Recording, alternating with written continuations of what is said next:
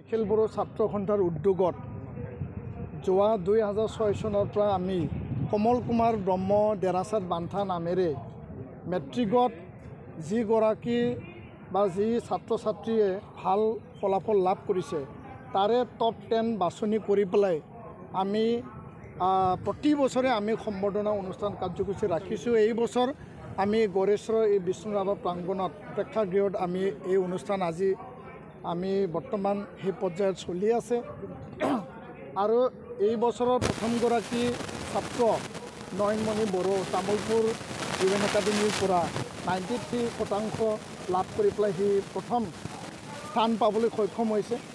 আৰু চোৱা যায় যে বড়ো মাধ্যমৰ 16,000তকৈ অধিক ছাত্ৰ ছাত্ৰীয়ে পৰীক্ষা দিছিল, তাৰে ভিতৰত 11,000 ছামথিং ছাত্ৰ ছাত্ৰীয়ে উত্তীৰ্ণ হৈছে।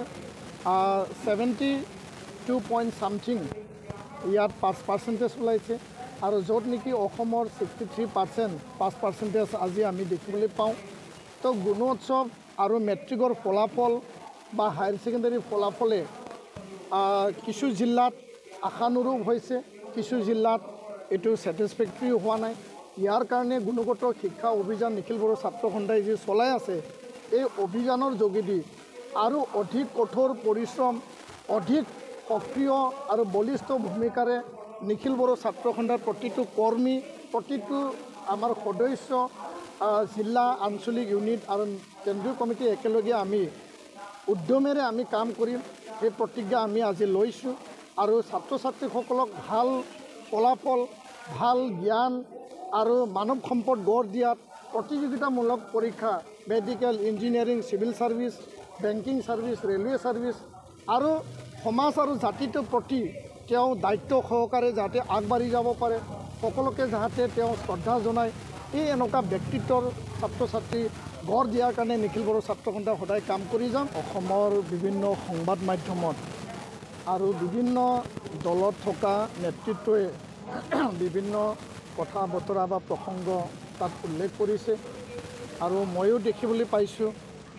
আৰু এই ক্ষেত্ৰত বিজেপিৰ অসম ৰাজ্যিক বিজেপিৰ সন্মানীয় সভাপতি দিলীপ শইকীয়া ডাঙৰীয়াই এটা বক্তব্য তেওঁ প্ৰদান কৰিছে বা ৰাখিছে যে সেই ইয়াৰ ওপৰত মোৰ স্পষ্ট এইটোৱেই কথা যে তেওঁ যদি বুলি কৈছে এটা চৰ্চা, এটা সম্ভাৱনাৰ ওপৰত তেওঁ নিজৰ কথা বা মন্তব্য তেওঁ ৰাখিছে।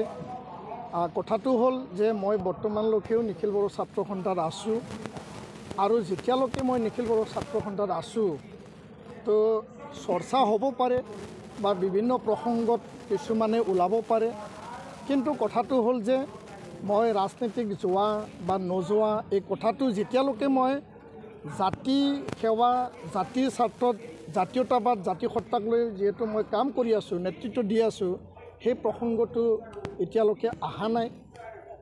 পিছৰ পৰ্যায়ত এইটো বেলেগ কথা, কাৰণ যোৱাটো সময়ত নিখিল বড়ো ছাত্ৰ সন্থাৰ তৰফৰ পৰা বিভিন্ন আমাৰ জ্যেষ্ঠ নেতৃত্বসকলে সামাজিক আৰু ৰাজনৈতিক জীৱনলৈ সমাজ সেৱা, বিটিআৰ অঞ্চলৰ ৰাইজৰ সেৱা, অসমৰ স্বাৰ্থত বা অসমৰ সেৱাৰ স্বাৰ্থত ৰাজনৈতিক পথাৰলৈ আগমন কৰিছে।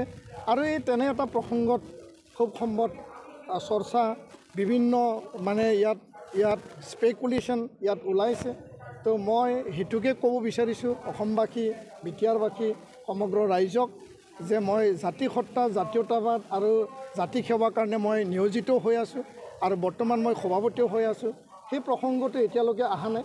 চৰ্চা হ'ব পাৰে, স্পেকুলেশ্যন হ'ব পাৰে, কিন্তু জাতীয় সংগঠনত যিহেতু মই আছোঁ সেই দিশটোও মই সকলোৱে চাব লাগিব, চোৱা চিতা কৰিব লাগিব। ইয়াৰ কাৰণে আৰু এইটো যাতে বহলাই নকৰে তাৰ কাৰণে মই বিনম্ৰতাৰে অনুৰোধ জনাম। যেতিয়া প্ৰয়োজন হয় মই নিজেই স্পষ্ট ক'ম, এই কথাটো মই আজি উল্লেখ কৰিলোঁ।